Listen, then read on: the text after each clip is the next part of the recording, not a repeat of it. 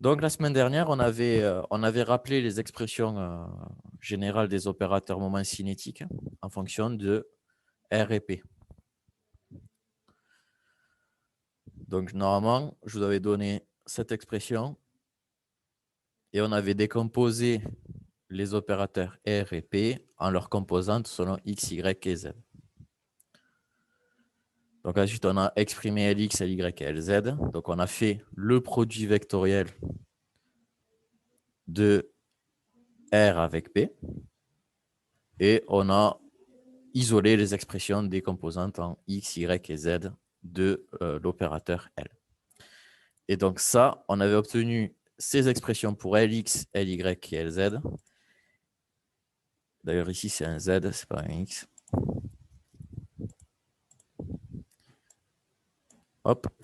Et donc, ces expressions, elles sont à connaître, elles sont à savoir, parce que elles sont.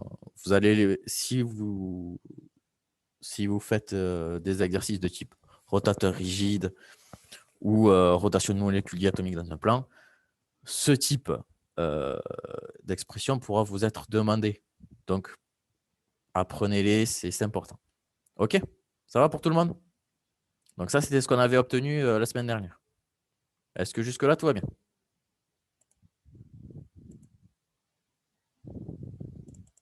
Oui. OK.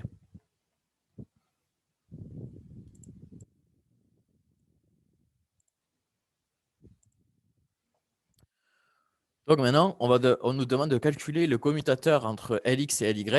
Et après, il faudra en déduire l'expression des commutateurs, enfin le résultat des commutateurs entre Ly, Lz et Lz, Lx. Donc, première étape, c'est je développe l'expression de mon commutateur.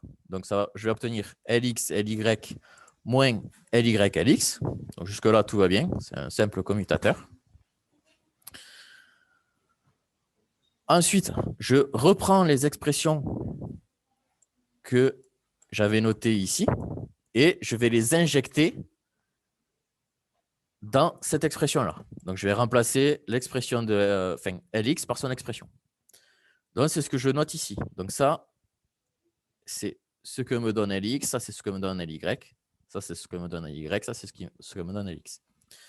Et donc, ce que je vais faire maintenant, c'est que je vais développer chacun de ces termes. OK? Donc, je développe et j'obtiens cette expression assez barbare, mais qui en fait se simplifie très rapidement. Pourquoi? Parce que pour rappel,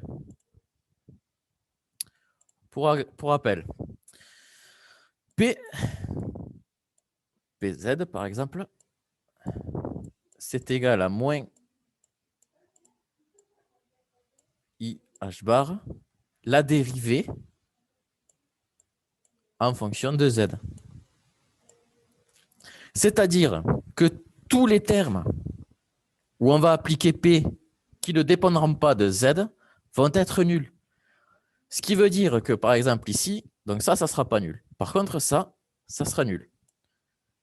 PY, si on dérive PZ, ça va faire 0. Donc ça, c'est nul. Ça, c'est nul. Ça, c'est nul. Ça, c'est nul. Ça, c'est nul. Donc, il nous reste au final que deux termes. Celui-là et celui-ci. Est-ce que c'est clair pour tout le monde? Si vous n'avez pas envie de parler et que vous préférez par le chat, ça me va aussi. D'accord?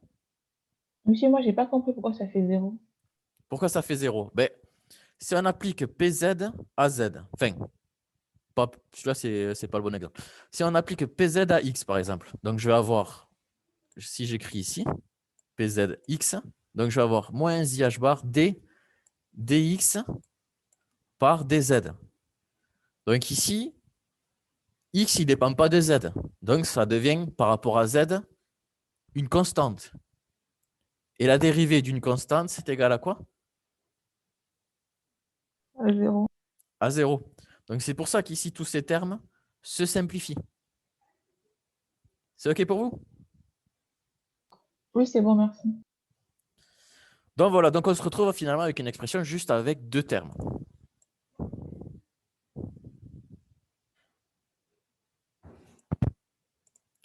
qui nous donne, au final, donc, cette expression ici. Donc, si j'applique PZ à Z, je vais obtenir moins IH bar, puisque la dérivée de Z par rapport à lui, c'est 1. Donc, je récupère le moins IH bar. Et il me reste ici YPX. Donc, ici, j'ai YPX. Et là, j'ai XPY. Et ça, bah, ça c'est égal à LZ. Donc, au final, on a obtenu que le commutateur de LX avec LY est égal à IH bar LZ. OK? Donc maintenant, il nous faut faire pareil pour le commutateur LY et LZ. Avec LZ et LY. Donc ici, je vous ai posé un petit QCM. Donc, l'idée, c'est que je vais vous envoyer un lien où vous pourrez répondre à ce QCM. Hop, je vous l'envoie. Donc, il y aura 4 propositions, donc les propositions que vous avez ici. Et il y aura juste à cliquer. C'est anonyme, hein, donc tout le monde peut le faire. C'est juste pour savoir si vous avez bien suivi. OK?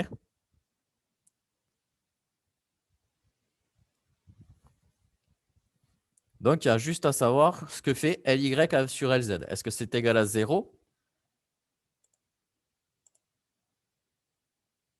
Oui, c'est pour maintenant. Hein. Il y a juste à ouvrir le lien.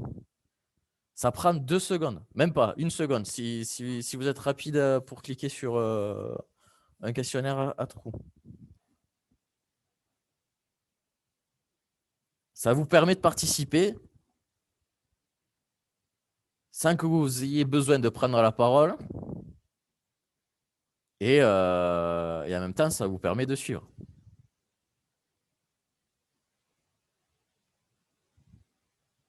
Donc, si on regarde le résultat d'avant, LX, LY a donné IH bar LZ. Alors, est-ce que LY, LZ va donner 0? Est-ce que LY, LZ va donner moins IH bar LZ? Ou est-ce qu'il va donner IH bar LX ou moins IH bar LX?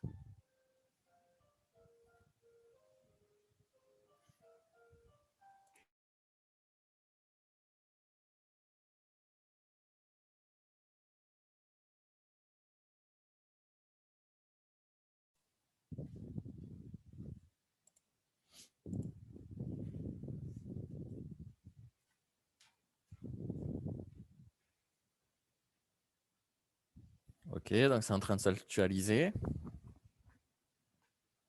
Est-ce que certains ne peuvent pas répondre à la question parce qu'ils ne sont pas sur PC?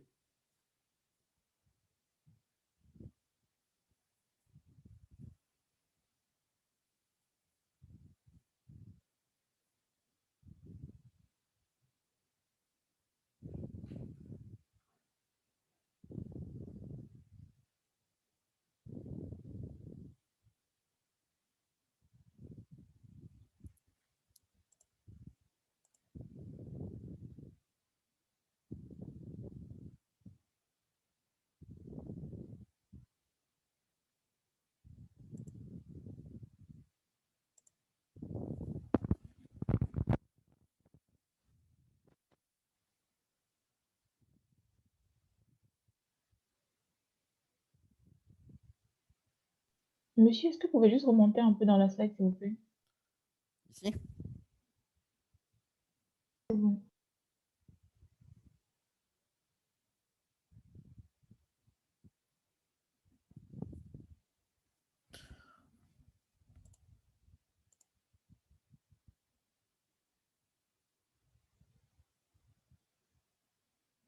Donc, je vois que c'est partagé entre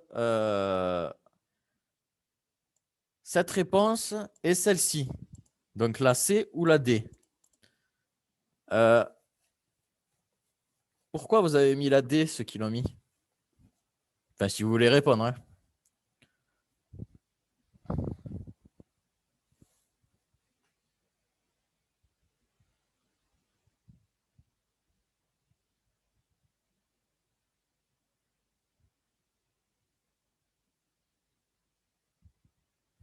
Bon, déjà,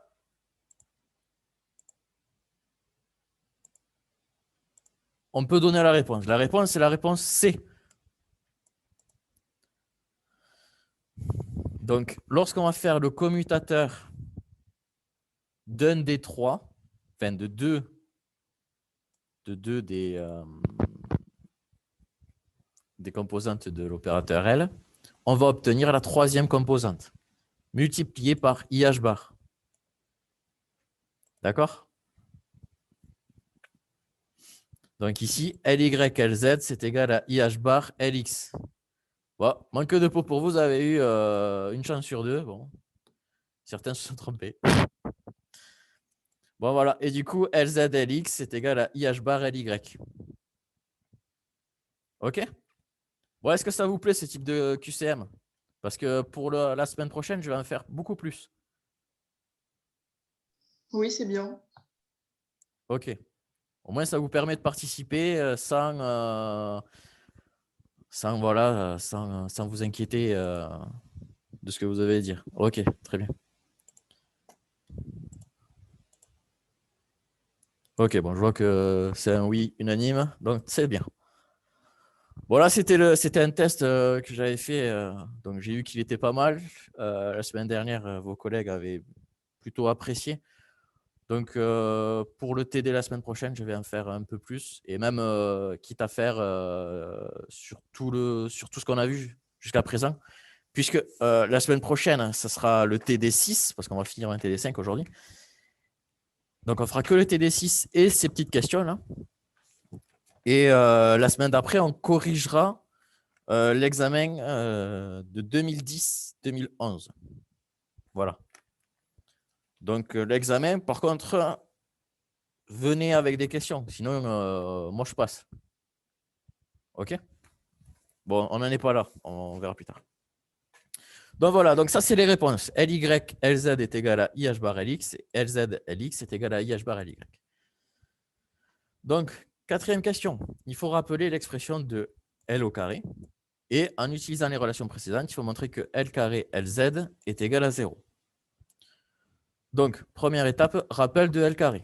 Donc, L carré, en fait, c'est juste égal à la somme des carrés de chacune de ces composantes. Donc, Lx au carré, Ly au carré, Lz au carré. Est-ce que ça va pour tout le monde? Oui. Donc, voilà. Donc, ça, première étape. Deuxième étape, on va calculer l'opérateur L carré Lz. Donc, L carré Lz, je peux le décomposer de cette manière. Donc, je vais avoir ici, hop, je mets une parenthèse. Donc, je vais avoir la somme de ces opérateurs dont on va devoir calculer le commutateur avec Lz. Donc, si je développe, ça me donne quelque chose comme ça. OK? Je développe tout ça, ça fait qu'au final, j'ai L carré X Lz plus L carré Y Lz plus L carré Z Lz. Et ça, ben ça fait 0. Pourquoi? Ben parce que L carré Z,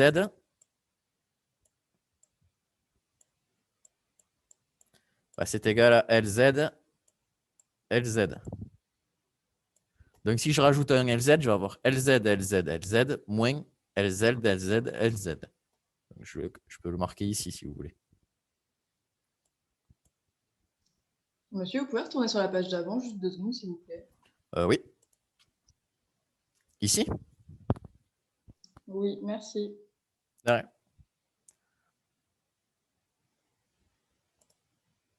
Bon, je peux le noter ici. Donc, je vais avoir L carré Z Lz. Et ça, c'est égal à Lz Lz Lz moins Lz Lz Lz. Et ça, c'est égal à 0. Bon, voilà. Ici, il y a les chapeaux normalement. Hein. Je ne les ai pas mis. Hein.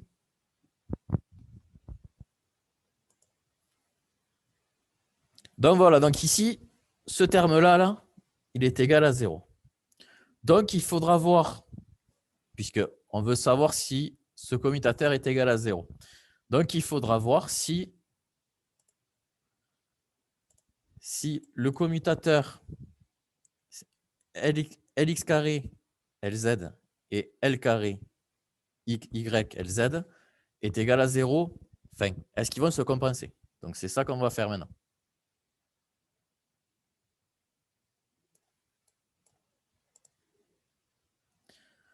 Donc voilà, donc ici voilà. Donc ce terme disparaît, donc il nous reste à calculer ceci. Et donc Lx carré et Ly carré, je peux le décomposer comme Lx, Lx, Lx, Lx. Enfin, Ly, Ly. Pourquoi? Parce qu'en fait, il existe une règle qui nous permet de séparer facilement ce type de commutateur. Donc, Lx, Lx, Lz, je peux le décomposer comme étant Lx, Lz, Lx, plus Lx commutateur de Lx, Lz. Donc, en gros, on a quelque chose comme ça. La règle est la suivante. Si j'ai A, B, commutateur avec C, ça va être égal à A, C, B, plus A,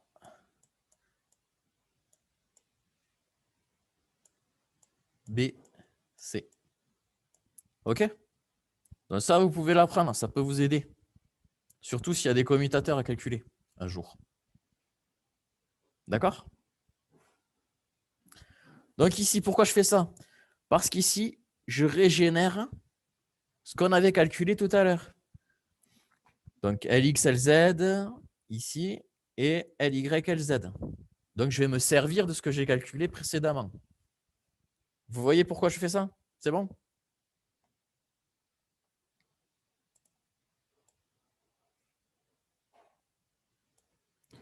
Donc ce qui me donne donc Lx, Lz. Donc on avait dit que Lz, Lx était égal à IH bar Ly.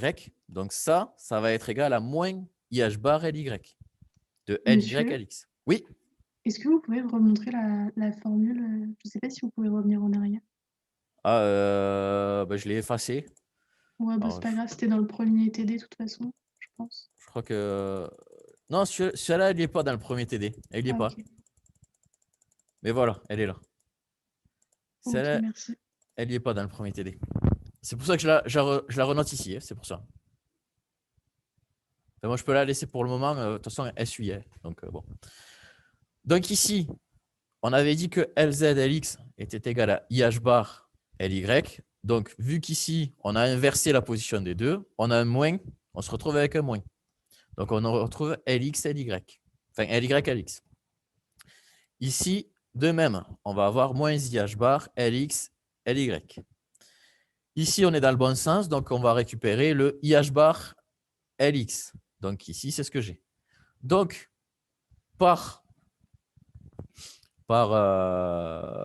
donc les termes vont s'annuler les uns avec les autres. Donc celui-là, il va s'annuler avec celui-là et celui-là avec celui-là. Voilà. C'est OK pour tout le monde?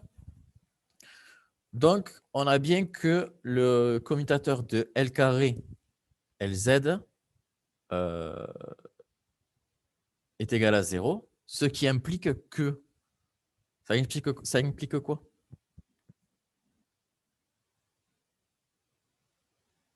Si ce commutateur est égal à 0.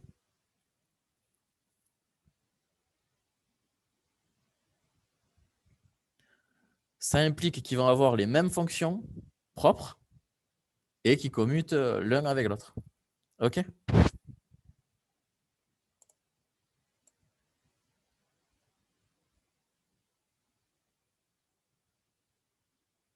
Voilà. Donc ça, c'était l'exercice 5.1.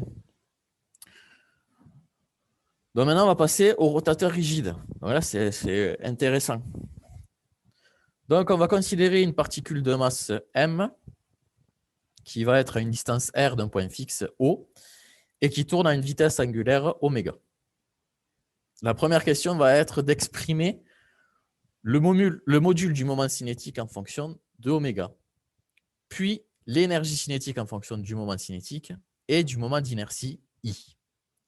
Alors, le module du moment cinétique, en fait, on va devoir calculer le module de grand L, donc l'opérateur qu'on avait ici.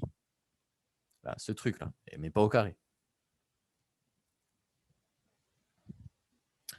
Donc, comment on fait? Donc, on a grand L qui est égal au produit vectoriel de R avec P. Jusque-là, c'est un rappel de l'exercice 5 points. On sait que P, c'est la quantité de mouvement. Et la quantité de mouvement, c'est égal à la masse de l'objet fois la vitesse. D'accord? De plus, on sait que la vitesse, on peut la calculer en utilisant la vitesse angulaire multipliée par le vecteur position, qui est R. De plus, on a cette relation entre la vitesse et la position, c'est-à-dire que la vitesse est perpendiculaire à la position. Donc, si je reprends cette expression, que je remplace P par son expression avec MV et par son expression avec V, là, ici, j'obtiens que L est égal au produit vectoriel de R avec M oméga R. D'accord? Et quand j'utilise non pas l'expression, c'est-à-dire en décomposant selon X, Y, Z chacun de mes composants, enfin chacun de mes vecteurs, mais en utilisant l'expression avec le sinus pour calculer le module, j'obtiens que grand L est égal à M carré oméga. Et on a dit que M R carré, c'est égal à I. Donc, j'ai bien exprimé le module du moment cinétique en fonction de oméga et en fonction du moment d'inertie. D'accord? Est-ce que tout le monde a suivi le raisonnement?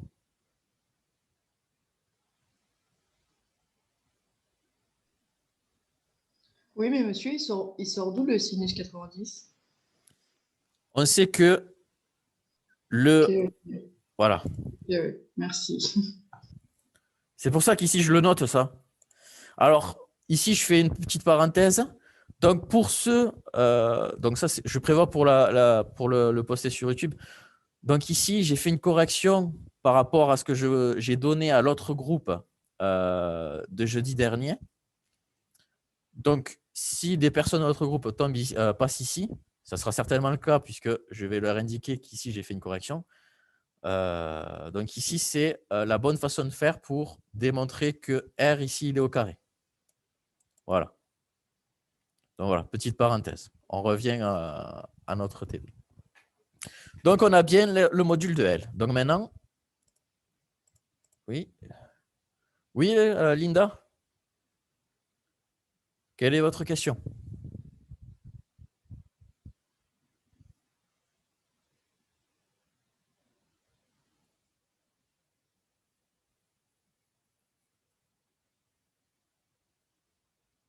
Comment j'ai trouvé la vitesse?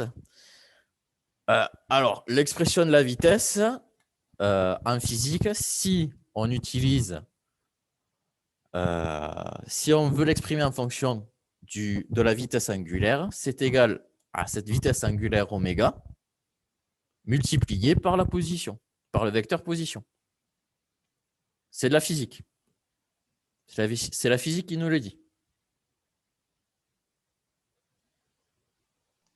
Moi, j'ai juste une question aussi. Oui. Dans la dernière ligne, Oui. vous avez MR au carré fois oméga.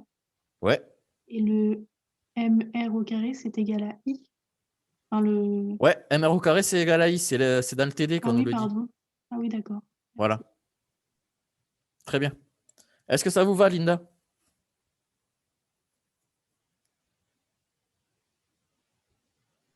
Monsieur, De rien. Oui, Clément? quand vous passez du produit vectoriel dernière ligne à la troisième égalité, vous multipliez juste. Oui, parce que l'expression, en utilisant l'expression du produit vectoriel, si je veux grand L, en partant de ça, là, ça va être égal à A, le module de A fois le module de B, multiplié par sinus de l'angle. Donc ici, je l'appelle alpha l'angle. Donc ici, je prends le module de R, c'est R. Je prends le module de M oméga R, c'est M oméga R. Et après, il me restera l'angle. Et l'angle ici, c'est 90 degrés. Sinus de 90 degrés, ça fait 1. Voilà. Ok, merci. De rien. Est-ce que c'est bon pour tout le monde?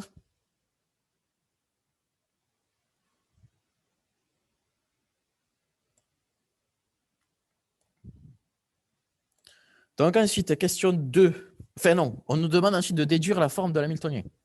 Non, je me trompe avec toutes ces questions. Il nous faut déterminer maintenant l'énergie cinétique en fonction du moment cinétique et du moment d'inertie. Bon, l'expression de l'énergie cinétique, tout le monde la connaît, c'est 1/2 de la masse fois la vitesse au carré. Jusque-là, tout va bien. Donc, on va remplacer l'expression de la vitesse par son expression en fonction de la vitesse angulaire et de la position. Donc, j'obtiens ce truc-là. Ensuite, ça, je sais, je peux le transformer encore. Donc, ça, on sait que ça, mr carré, c'est égal à I. Donc, je vais le remplacer dans l'expression. Donc, j'obtiens que T est égal à 1/2 de I oméga carré. De plus, je sais que L carré, c'est égal à I carré oméga carré. Donc, ça fait que oméga carré, c'est égal à L carré sur I au carré. Donc ici, quand je veux remplacer oméga carré par L carré et I, j'obtiens ceci.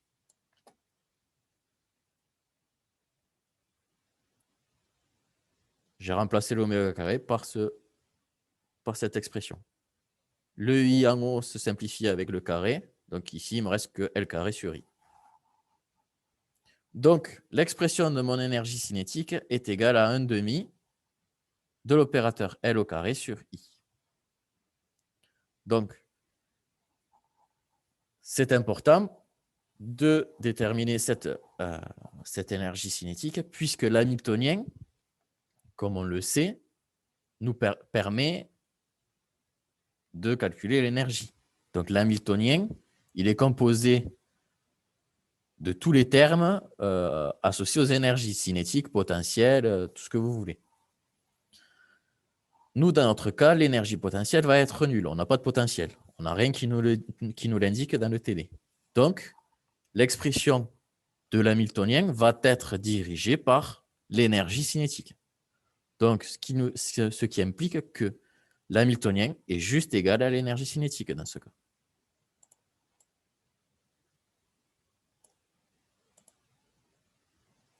Donc, on a H qui est égal à l'opérateur L carré sur 2I. En gros, l'hamiltonien ici, il est composé juste de l'énergie cinétique. C'est OK pour tout le monde? Oui. Donc maintenant, on peut passer à la question 2. La question 2, c'est quelles sont les valeurs de l'énergie et les fonctions propres qui leur sont associées. Et il faudra indiquer le degré de dégénérescence de chaque niveau d'énergie. OK. Donc, dans le cadre du rotateur rigide, il faut se placer dans le système des coordonnées sphériques. C'est normal puisqu'on va tourner autour d'un axe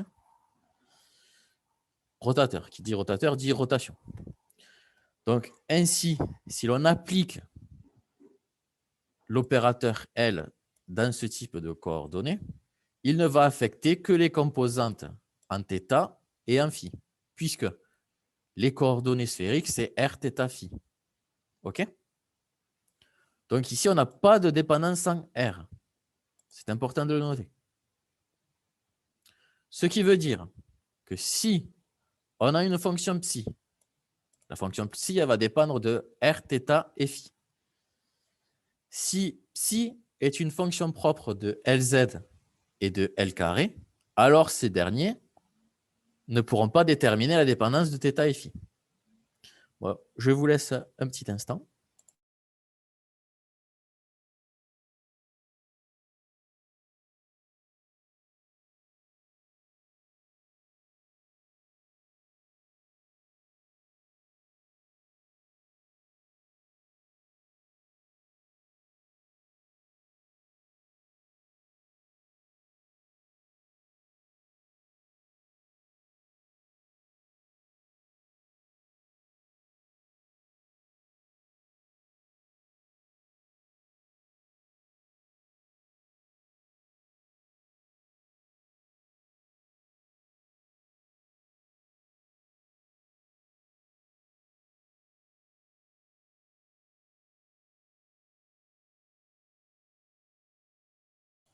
Hop, excusez-moi, j'avais un appel.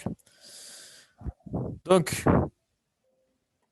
ici, est-ce que vous m'entendez? C'est bon? Oui. Oui, ok, Oui. merci. Donc, ici, on n'a pas de dépendance en R, on a le droit à juste une dépendance en θ et φ. Donc, ce qui implique la chose suivante. Ça veut dire que psi, déjà, on peut l'écrire sous la forme d'un produit de deux fonctions. Une qui va dépendre de θ et de φ, et une qui va dépendre de la position de notre système. Donc, ici, si vous vous rappelez de vos cours de certainement licence 1 ou licence 2, ici, on a les harmoniques sphériques qui vont donner la forme des orbitales. Et ici, on a la partie radiale qui va donner la grosseur de l'orbital. OK? Ça vous rappelle des choses, ça?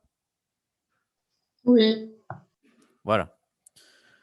Donc ici, nous, notre fonction psi, en gros, on va l'approximer comme étant juste notre harmonique sphérique. Et pour L carré, la valeur propre associée va être L facteur de L plus 1 h bar carré. Et pour Lz, ça va être associé à mh bar. Donc ça, c'est du cours. Je note ici. Donc, normalement, dans le cours, on a l'habitude de l'écrire comme ça. Lz qui s'applique à une fonction que je note L petit m, ça va être égal à m h bar de L petit m. OK? Et pour L carré,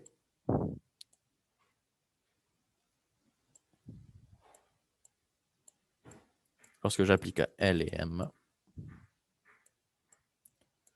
ça va être égal à L plus 1 h bar carré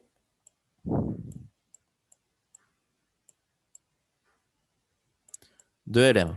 Donc ça, c'est les expressions à connaître. D'accord? Ça, il faut les savoir, mais sur le bout des doigts. Si vous savez ça, vous avez au moins 10 sur 20 au partiel. Au moins. OK? Oui. Donc, ici, si on revient à l'exercice, on a l'hamiltonien qui est égal à L carré sur 2i. OK? Donc, je vais appliquer L carré sur la fonction qui est ici l'harmonique sphérique. Donc, je vais obtenir ceci, c'est-à-dire la valeur propre divisée par 2i. OK? J'ai juste appliqué L carré sur la fonction propre. L carré me donne les valeurs propres suivantes. Donc, je réécris la valeur propre associée à L carré dans l'expression de l'hamiltonien. Et cette expression était divisée par 2i. Donc, c'est pour ça ici que j'ai un 2i. Donc, ici, ce n'est pas un i, là, c'est un L. Là. Et la dégénérescence de ce niveau, elle est égale à 2L plus 1. Pourquoi 2L plus 1? Parce que, pour rappel,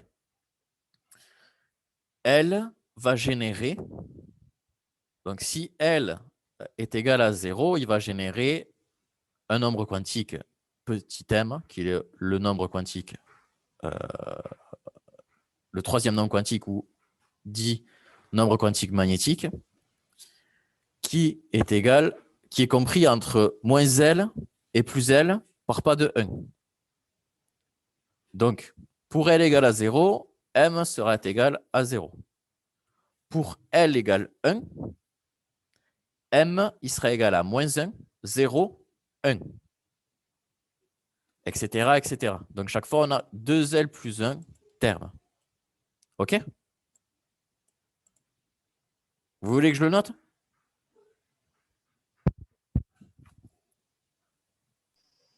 Non, je pense que c'est bon ça. De toute façon, ça sera rappelé dans l'exercice 6. Donc, si jamais la semaine prochaine, vous aurez toujours la possibilité de le récupérer si jamais la question, au moment de réviser, vous vous posez cette question.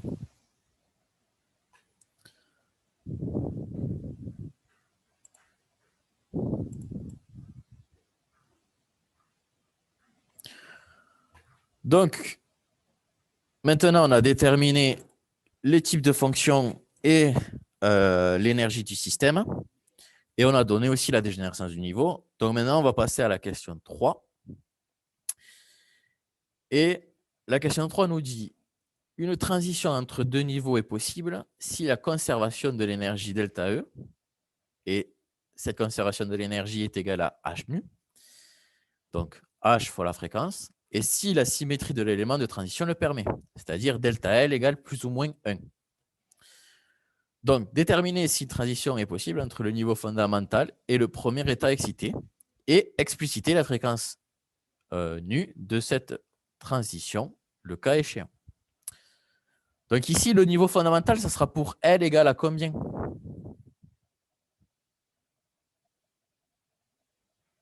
Zéro ou 1?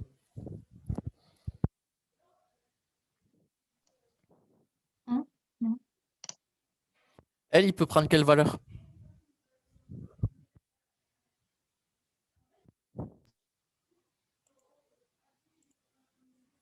Oui, c'est 0. Bravo, Linda. Du coup, ici, L, il prend les valeurs de 0 à n-1. Donc, si n est égal à 1, L, il ira de 0 à 1. Enfin, 0 même. Enfin, n égale 1 correspond à un L égale à 0. Donc, ici, la transition va être mesurée entre l'état fondamental correspondant à L égale à 0 et le premier état excité qui correspond à L égale 1. Donc ici, j'ai calculé E0 et ici, j'ai calculé E1. Donc si je reprends l'expression que j'ai ici, si L égale à 0, il me restera juste h carré sur 2i. Et si L est égal à 1, il me restera h carré sur i, puisqu'ici, ça fera 2, et 2 sur 2, ça fait 1. Donc, j'ai repris cette expression-là. L'idée ensuite, ça va être de faire la différence d'énergie entre E1 et E2.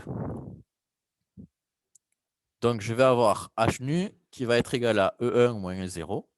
Et ça, c'est égal à h carré sur 2i.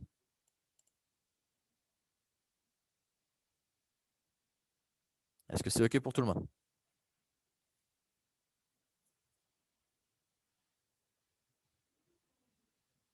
Ou est-ce que je suis allé un peu trop vite? Monsieur, j'ai pas compris comment vous avez trouvé la valeur de 0. La valeur de E0? Oui, monsieur. Pour remplacer Ouais. dans, Regardez, j'ai E petit L là, qui est égal à H bar carré de L facteur de L plus 1 sur 2i. D'accord? Maintenant, si je veux E0,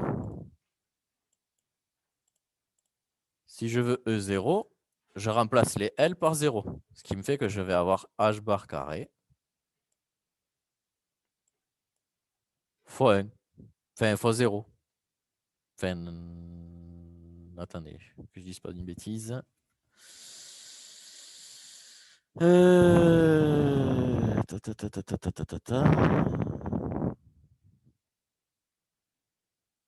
Oui, j'ai dit une bêtise. Ça fait 0. Oui, oui, 0, oui, pardon, autant pour moi. Tac, tac, tac, tac. Oui, E0, c'est égal à 0. Hein. Ça fait 0. Hop. Donc, E1. Alors, je fais E1, que je vérifie. E1, ça va être égal à H bar. Oui, donc ça fait 2i. Donc, ici, on va voir juste H bar carré sur I. Voilà. Parce que ça fait 0. Ça fait 1. 1 plus 1 sur 2i.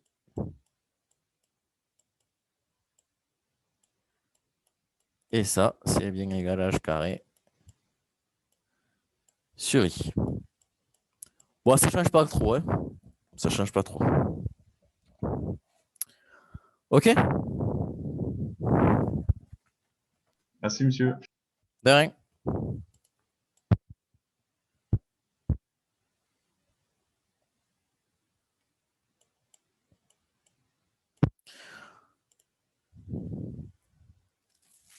Donc, du coup, ici, on aura H nu qui sera égal à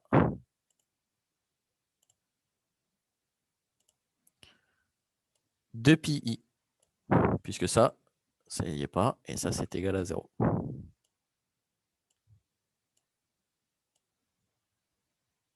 Alors, pourquoi c'est égal à 2pi? Donc, en fait, ici, H bar carré, c'est H bar fois H bar. Et H bar, on sait que c'est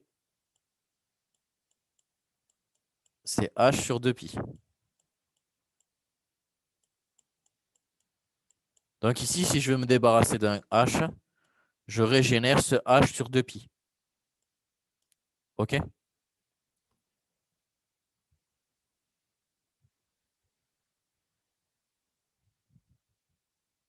C'est bon pour tout le monde?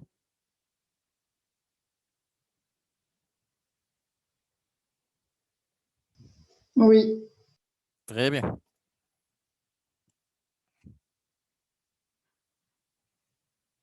Bon, désolé de cette petite erreur. Bon, ça ne change pas le résultat. Hein.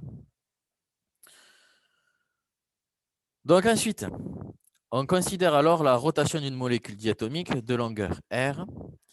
Et en désignant par M1 et M2 les masses des atomes, il faut montrer que l'on peut se ramener au problème des questions précédentes en se plaçant dans le repère du centre de masse. En gros, ce qu'on va faire ici, c'est qu'on va calculer le barycentre des masses des atomes. En gros, on va faire une espèce de moyenne entre les masses de chacun des atomes. Donc, il y a juste à appliquer le centre de masse qui est égal à mu.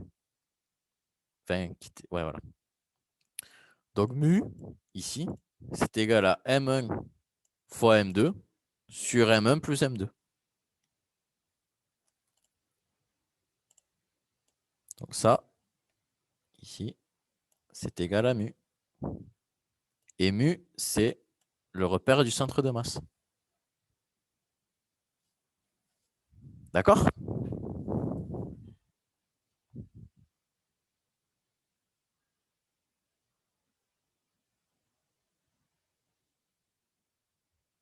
En gros, si on a deux atomes, en gros, c'est pour savoir à quoi ressemble la masse réduite du système, en fait.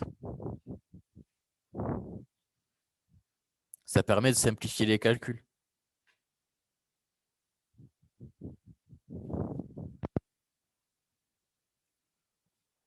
Mais ça, c'est du cours. Il faut le connaître, l'expression de mu. Bon, de toute façon, on va le retrouver dans le TD suivant. Mais est-ce que ça va pour tout le monde? Oui. Très bien. Ensuite, on nous demande de calculer la fréquence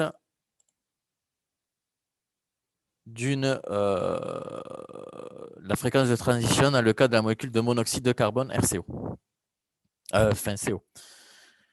Ici, on nous donne l'expression de R et on nous demande à quelle région du spectre électromagnétique elle correspond et quel peut être l'intérêt de cette spectroscopie de rotation. Donc ici, j'ai repris l'expression du coup qui est où il y a une erreur d'un facteur 2. Ici.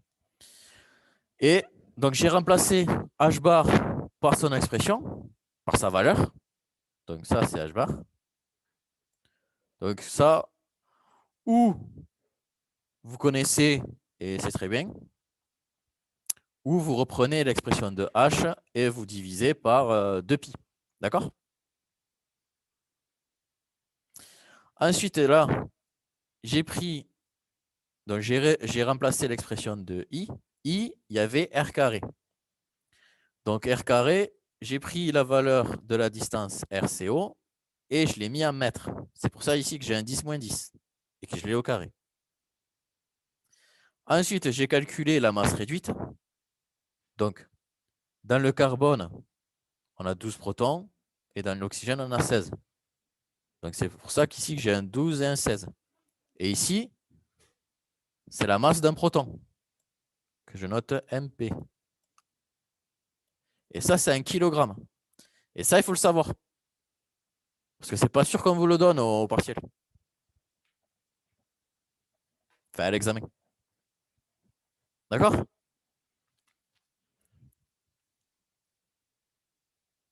Donc ici, j'ai repris l'expression de I. Donc j'ai repris le R carré. Donc c'est pour ça que j'ai la valeur de la distance 0 au carré. Et le mu, j'ai juste repris son expression telle qu'elle est ici. Et j'ai remplacé le M1 et le M2 par les valeurs du nombre de protons de chacun de mes atomes. Et ce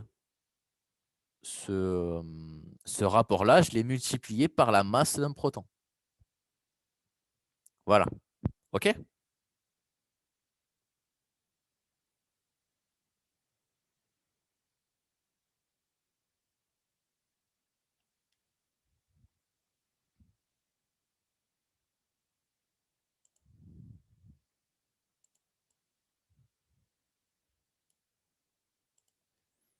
Donc, ensuite, je calcule le résultat. Voilà, 4pi, là, ici, il faut que je change il faut que je multiplie par 2.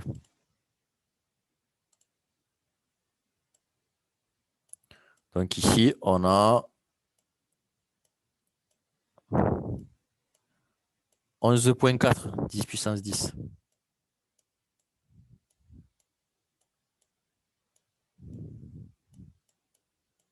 Seconde moins 1. OK?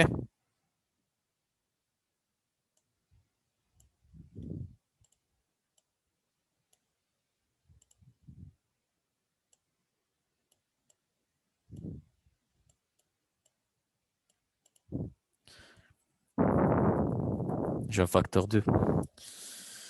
Bon, ça ne change pas le résultat. Hein. On est toujours en 10 puissance 10. Bon, là, honnêtement, c'est des fréquences. Donc, c'est des hertz. Autant, on ne sait pas très bien où le placer sur le spectre électromagnétique. Donc, on va passer cette fréquence en mètres. C'est-à-dire, on va calculer un lambda. Donc, j'obtiens le lambda suivant. Bon, attendez, parce que je vais refaire le calcul. Hein. Ça, c'est 11,4, 10 puissance 10.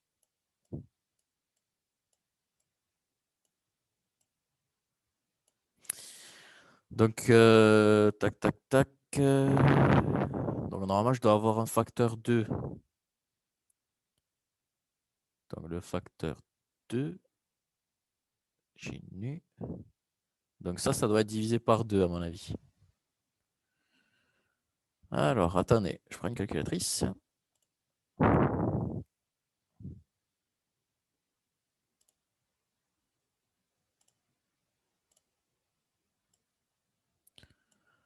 « 11,4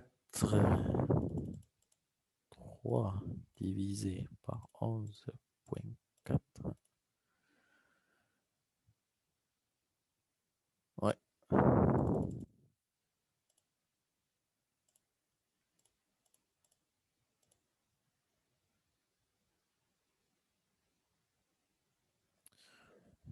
C'est bizarre ce truc.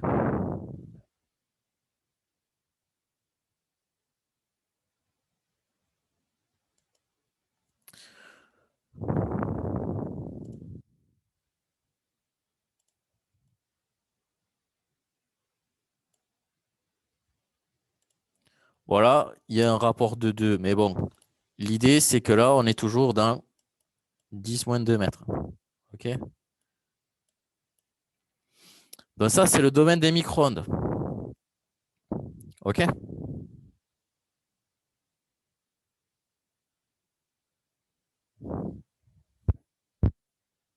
Vous êtes toujours là?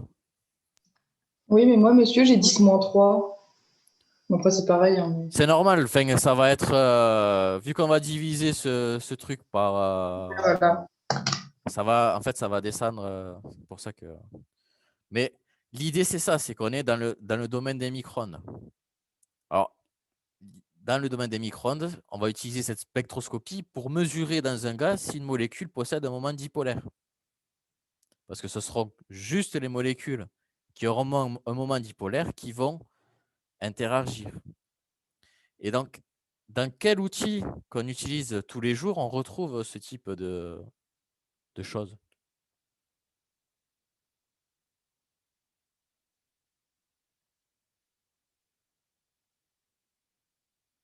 C'est un outil qu'on utilise pour réchauffer les repas. Bah, un micro-ondes. Voilà, micro-ondes.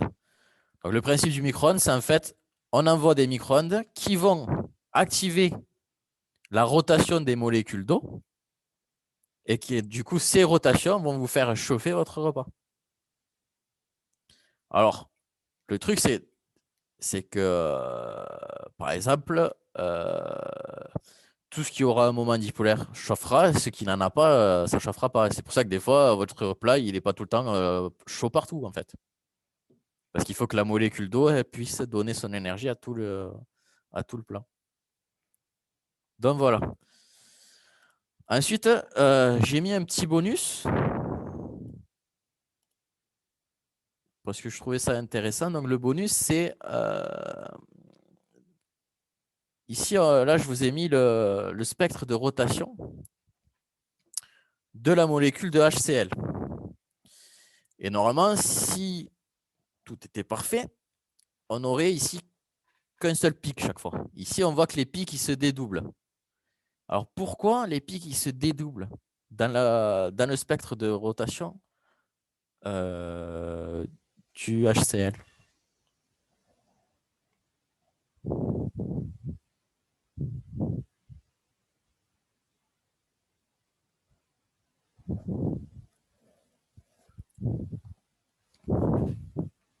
La semaine dernière, ils ont trouvé la réponse.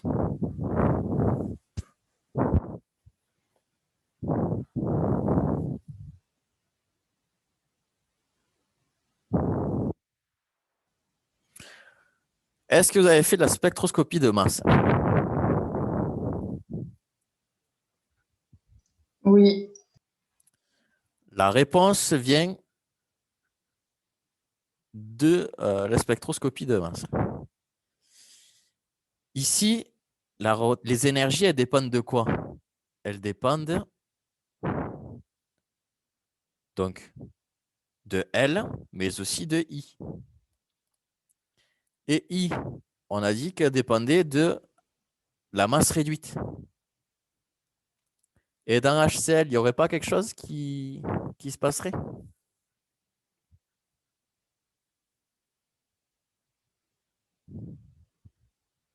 Avec cette masse réduite?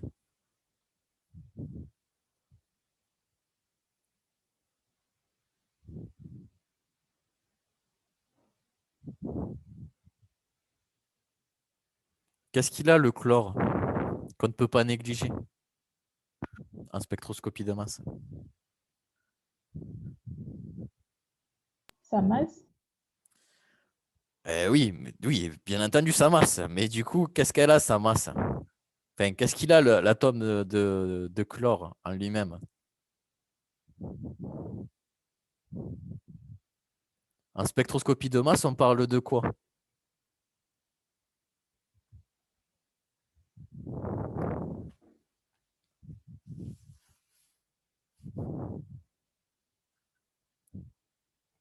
Hop, j'ai une réponse dans le chat.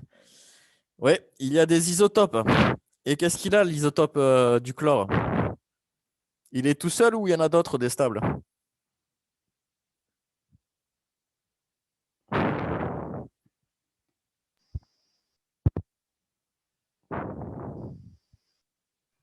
Il y a 2 isotopes stables.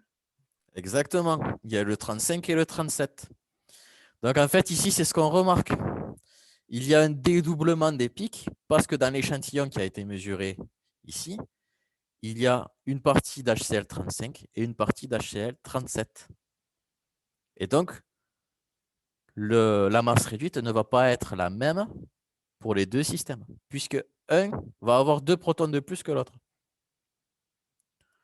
Donc voilà. Voilà pourquoi les pics ils sont dédoublés. Donc si jamais un jour vous faites de la spectroscopie de revibration et que vous avez un échantillon de HCl, vous saurez pourquoi les pics seront dédoublés. Voilà. Donc c'est vraiment du bonus, ça ne sera pas dans le partiel. C'est pour votre culture générale. Voilà. Donc maintenant, on va passer à l'exercice 3. Alors, l'exercice 3. Donc là, je n'ai pas tout, renoté du TD parce qu'il y avait pas mal à noter. Donc là, on va étudier la rotation d'une molécule diatomique dans un plan. Donc, ce qu'on a fait un peu précédemment, en fait. Donc, on nous dit, on se propose d'étudier la rotation libre d'une molécule diatomique assimilée à 2 particules de masse M1 et M2, qui sont séparées par une distance fixe RE. Donc, RE pour distance d'équilibre. Les fonctions d'onde des états stationnaires ne dépendent alors que des angles azimutales θ et φ. Donc, en gros, on aura des fonctions d'onde du type harmonique sphérique qui définissent la direction de l'axe moléculaire par rapport à un repère lié au laboratoire. Donc là, il faut regarder la figure 2. OK. On admet en premier lieu que la molécule est astreinte à tourner dans le plan X, O, Y. Et on désigne par Fφ la fonction d'onde qui représente l'amplitude de probabilité que l'axe moléculaire fasse un angle phi avec l'axe OX. En chaque point du plan, la fonction ne peut prendre qu'une seule valeur, de sorte que l'on ait petit psi phi qui est égal à petit psi de phi plus de pi. Question 1, on considère l'opérateur Lz défini par son action sur une fonction f phi. Donc, on a ça. Donc, la première étape va être de calculer les valeurs propres et les fonctions propres de Lz. Et en utilisant la condition d'uniformité, il faudra montrer que les valeurs propres sont discrètes et qu'on peut les écrire sous la forme de mh bar où m appartient à z. Bon, comme j'ai dit précédemment, l'opérateur Lz nous donne normalement mh bar. Donc ici, ce qu'on a là, quoi, en gros. Donc en gros, la question, elle est vite faite. Donc, Donc ici, je le rappelle, voilà. Lz appliqué sur une fonction Lm, elle est égale à m h bar Lm. Voilà, jusque-là, tout va bien. Dans notre cas, on aura Lz, donc petit psi de phi, qui dépend de phi, qui est égal à m h bar de psi, qui dépend de phi. Donc ici, il nous faut déterminer une forme de la fonction harmonique sphérique. Donc là, j'applique le Lz. Donc ici, je génère h bar sur i. Donc ça va être d psi phi sur d phi. Et ça, c'est égal à m h bar de psi phi. Donc en gros, j'ai une équation différentielle du type d psi sur d phi qui est égal à im psi phi. Donc ça, c'est une équation différentielle du premier ordre. Donc du coup, il faut trouver une fonction qui, en la dérivant une fois, nous donne une constante multipliée par elle-même. Donc c'est une fonction du type exponentielle. Donc équation différentielle, solution, c'est la suivante. De plus, on nous dit que psi phi, il est égal à psi phi plus 2pi. Donc ça veut dire que m est entier, parce qu'il faut retomber sur chaque valeur de pi sur une même valeur de psi. Donc en gros, il peut prendre que des valeurs entières. OK?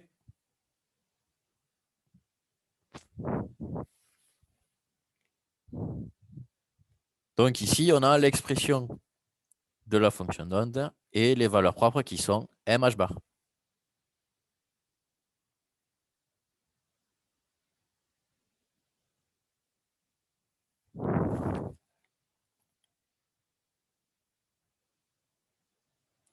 Donc ensuite, il faut déduire que les fonctions propres de Lz s'écrivent comme un nombre n multiplié par la fonction exponentielle qu'on a déterminée juste avant. Où n est une constante de normalisation. Et il faudra calculer n. Donc en gros, ici, on n'a pas Monsieur, vous pouvez revenir à la page d'avant? celle-là. Oui, s'il vous plaît, 2 secondes. Donc ici, donc de toute façon, je vais y revenir. Donc ici, on n'a pas normé cette fonction. Donc il faudra la normer. C'est ce qu'on va faire en fait. C'est pour ça qu'on génère ce grand n.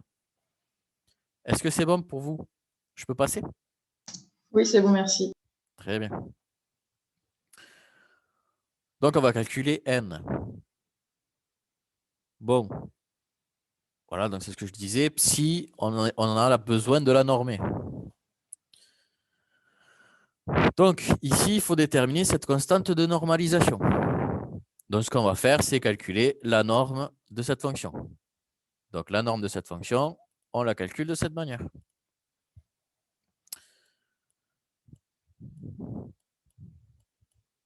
Ouais, ça, c'est égal à l'intégrale.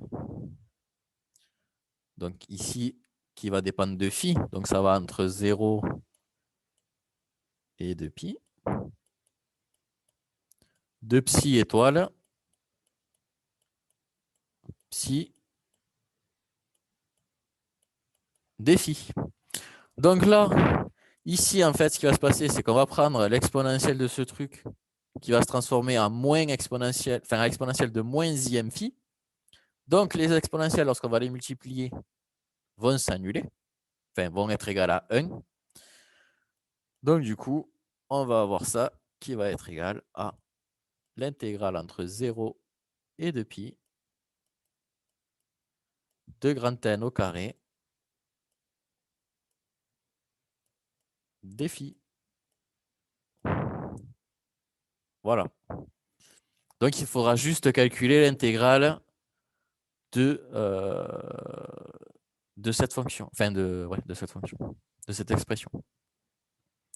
Bah, ça, c'est très facile. Hein.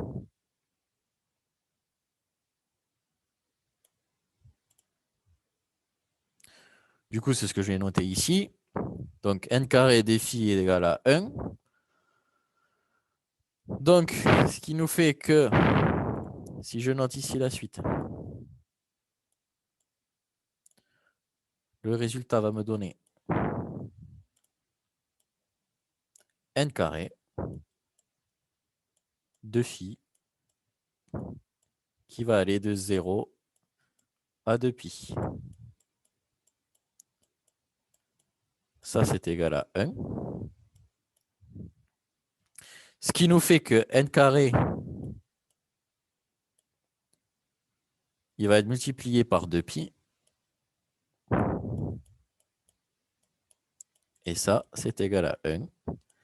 Et ça va nous donner que n, il est égal à racine de 1 sur 2pi.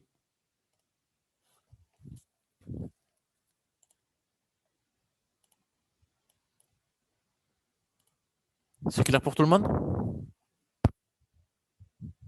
Oui. Donc voilà, c'était quelque chose d'assez simple. Voilà, ça nous permet de nous rentraîner au fait de normer des fonctions pour ne pas perdre la main. Ensuite, on nous dit la chose suivante.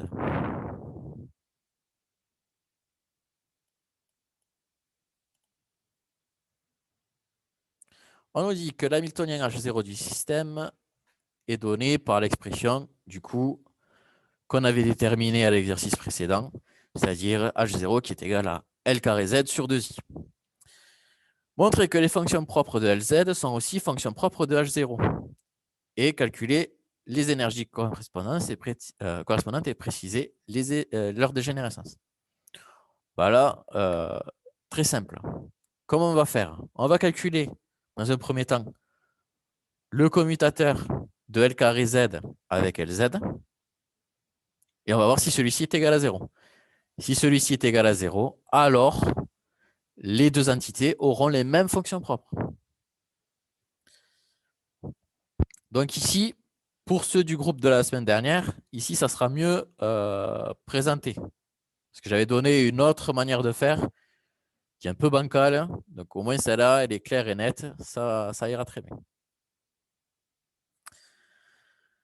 Donc je calcule le commutateur entre H0 et Lz. On peut dire que H0, c'est à peu près égal à L carré Z. Puisque le 2i, ce n'est pas un opérateur, c'est juste une constante. Donc on peut l'enlever, on peut la négliger. Et en gros, ce qui va vraiment influencer la valeur de l'énergie va dépendre juste de ce L carré Lz, en fait, ce Lz carré. Donc, on aura juste à calculer le commutateur de L carré Z Lz. Et si vous vous souvenez de ce que j'ai dit au tout début du TD, ça, c'est égal à 0. Donc, l'opérateur Lz a les mêmes fonctions propres que l'hamiltonien H0. D'accord?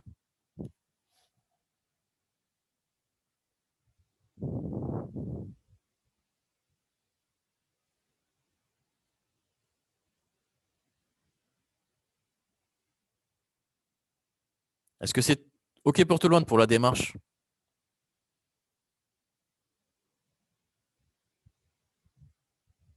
Oui. Oui. Très bien. Donc maintenant, on va préciser la forme des énergies. Donc là, j'applique du coup mon hamiltonien sur la fonction et j'obtiens l'expression que j'avais justement obtenue dans le TD précédent, enfin dans l'exercice précédent. Donc en gros, j'ai l'énergie qui est égale à ça. Il n'y a pas le psi là. Voilà. L'énergie est égale à ça. Donc en gros, la dégénérescence, ça sera toujours L, 2L plus 1. Voilà.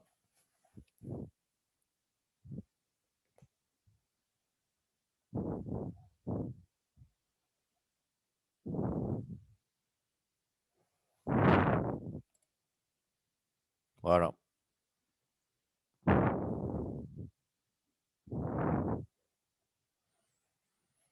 Bon, franchement, l'exercice 5.3, c'est le même que l'exercice 5.2. Hein. On va pas se le cacher.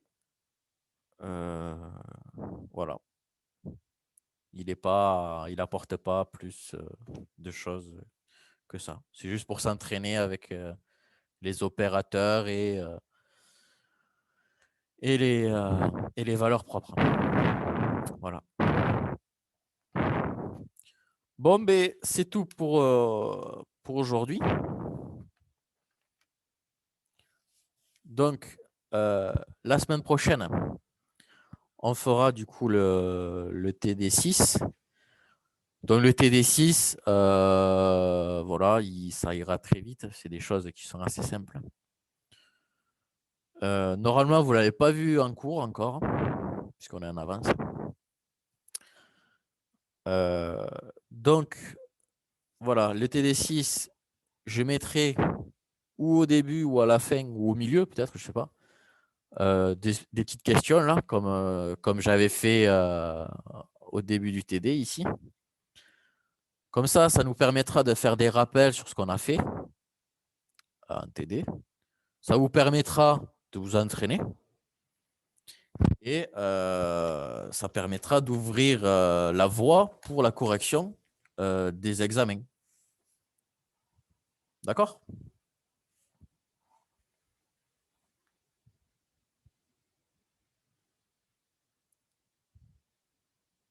Donc, si vous avez des questions, ben, j'y réponds. Et sinon, ben, on s'arrête là.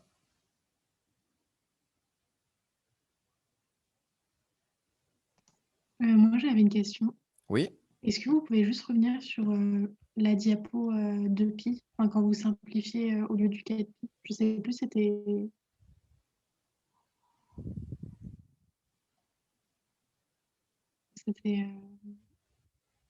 Ici? oh, Non, pas je sais ici. plus, Là, c'était ici? non avant, parce que j'ai juste oublié de noter. Ouais, voilà, c'est là. Ouais, Là, c'était ici. juste après. Ouais, parce que je crois que j'ai oublié de noter un truc. Alors, attendez que je réefface les deux là. Ça fait 0. Donc là, il n'y a pas de 2. Là, ici, il n'y a que 2 pi. Hop.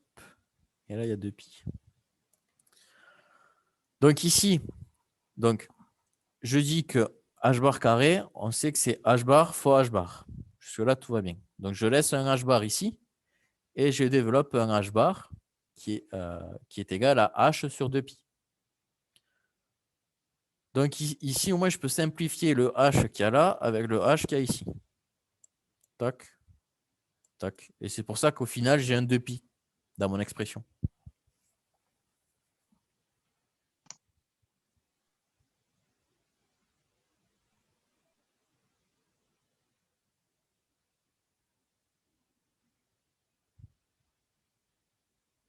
Est-ce que c'est OK pour vous? Vous avez dit que h bar carré, c'est h bar fois h? H bar fois h bar. Ah, ok, d'accord. Ici j'ai h parce que j'ai régénéré le 2pi. Ah oui, c'est bon. Merci. Du coup, Clément, ça allait les réponses à vos questions? Ouais. Très bien.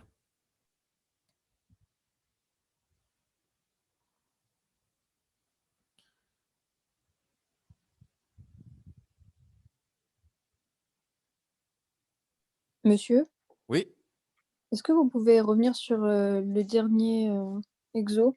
Enfin, oui. la dernière question. D'accord, oui, je reviens. Du coup, Cécile, c'est bon pour vous? Ah oui, c'était bon. Merci beaucoup. Très bien. OK, donc dernier exo. Dernière question, c'est ça? Oui, Ici? oui.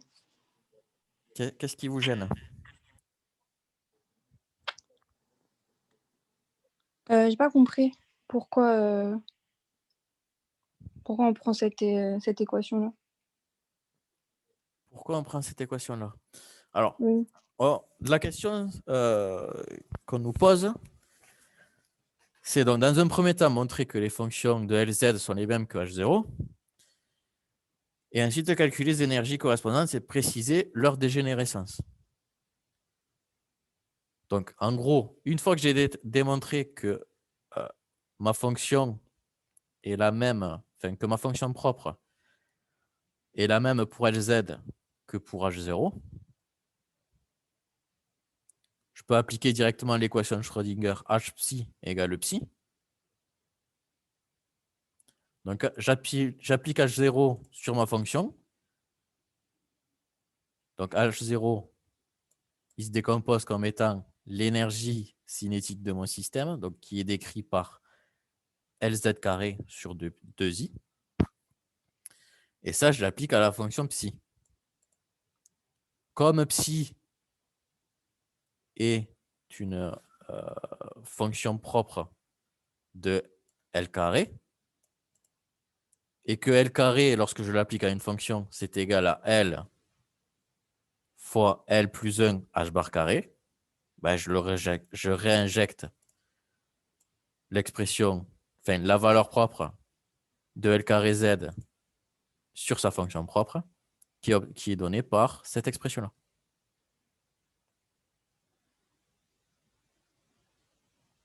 Et j'ai le 2i qui reste tel quel. Et là, c'est pas un i, c'est un L. Hein.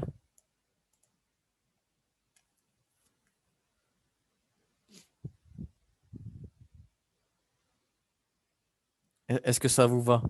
Sinon, je peux dire que si je reprends les trucs là, j'ai E.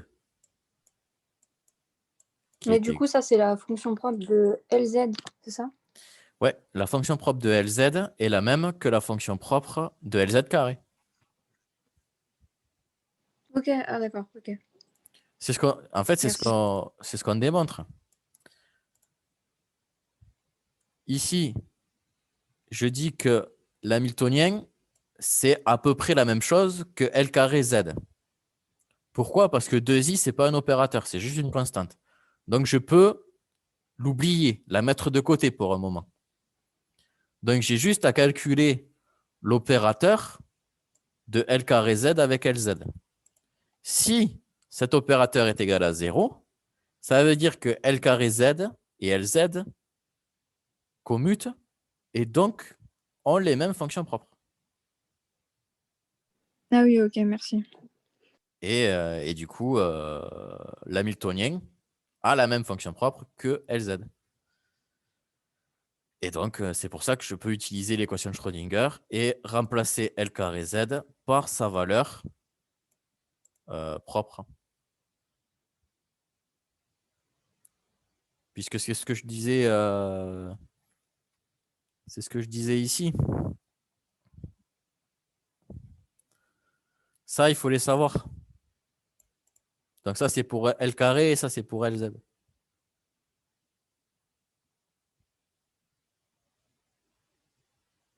Ça sera tout le temps ça. Et il faudra jouer avec, quoi.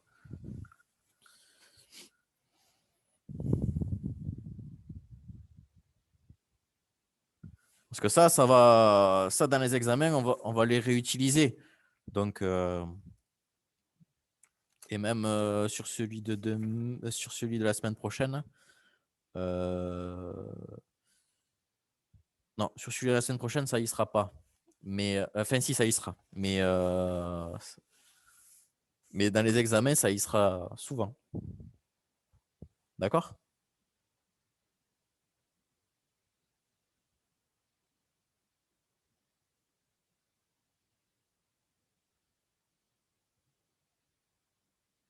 Est-ce que c'est OK pour tout le monde?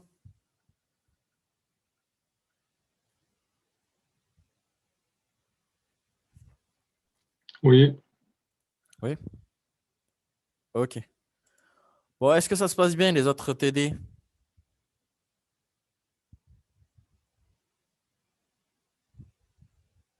Ou les cours en Oui. général? C'est bon, c'est bon? Plus ou moins. Plus ou moins.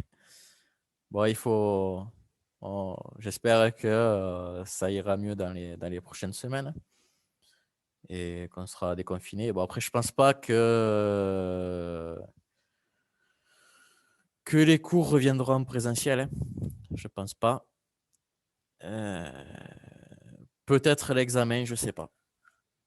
Je sais pas du tout comment ça va se passer. J'ai pas de nouvelles. Bon, voilà. Monsieur, l'examen, il est prévu pour quand? Alors, normalement, aux dernières nouvelles, c'était le 17 décembre.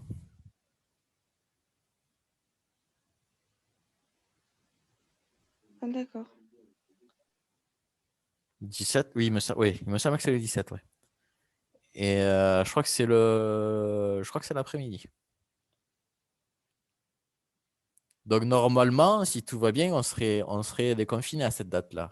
Si tout va bien, ça.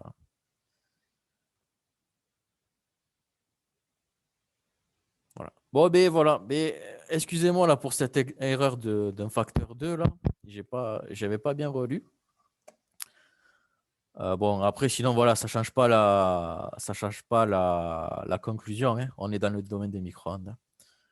Voilà. Donc, je vais mettre cette vidéo sur YouTube. Je la mettrai dès ce soir.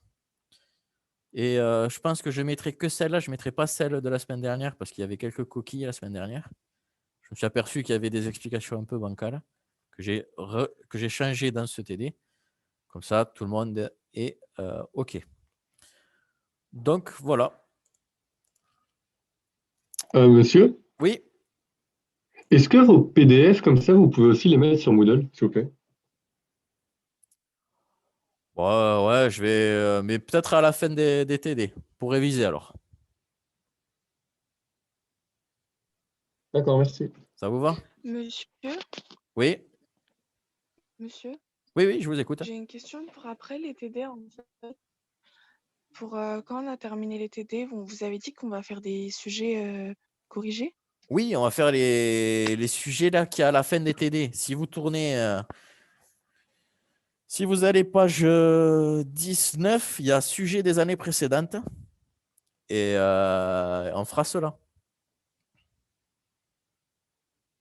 D'accord, ok, merci. Bon, déjà, la semaine prochaine, enfin, dans 2 semaines, du coup, je pense qu'on fera l'examen de CT4 là. Je ne sais pas si on le finira parce qu'il a l'air un peu long.